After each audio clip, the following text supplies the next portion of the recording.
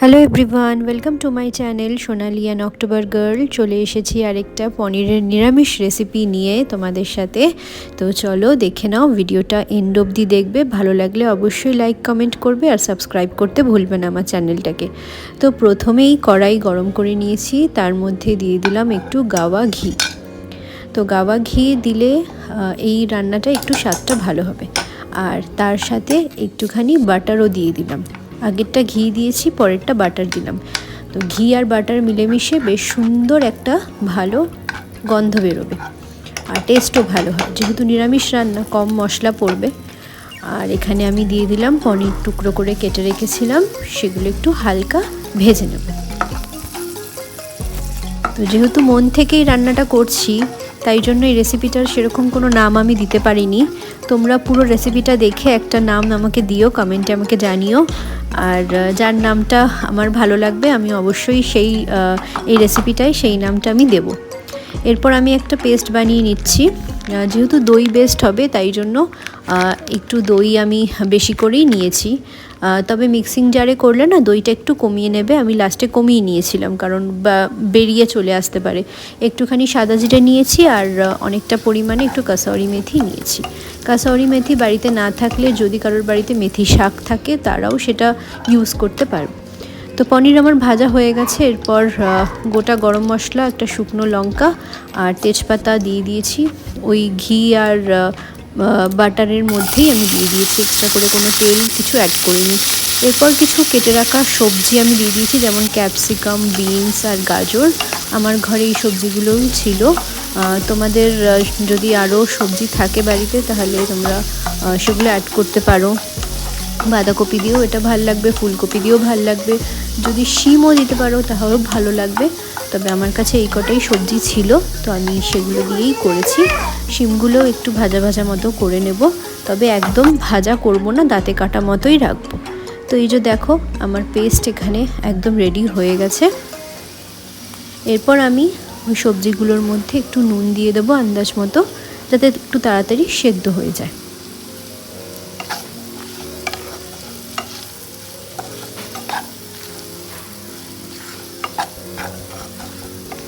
এরপর আমি এই ভাজা সবজিগুলোর মধ্যে ওই দইয়ের ব্যাটারটা দিয়ে দিলাম, দিয়ে একটু ভালো করে নাড়তে হবে।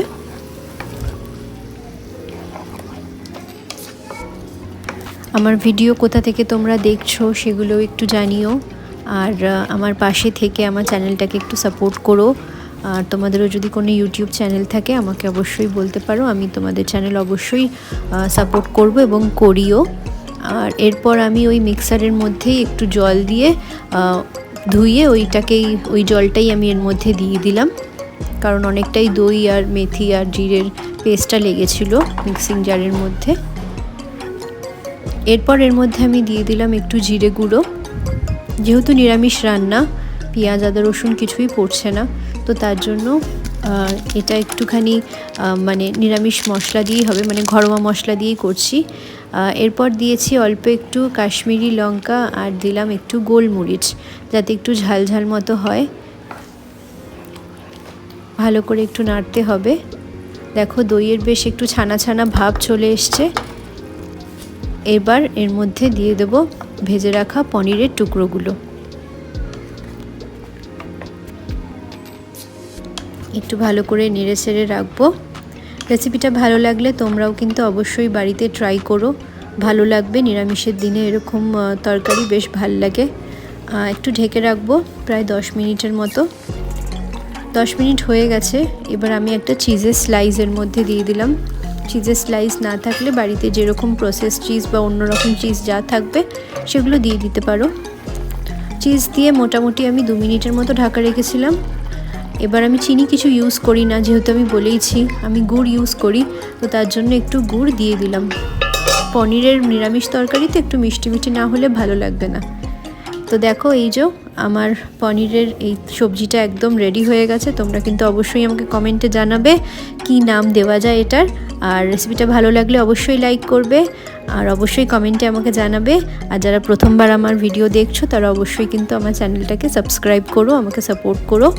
আমিও নিশ্চয়ই তোমাদের পাশে থাকবো।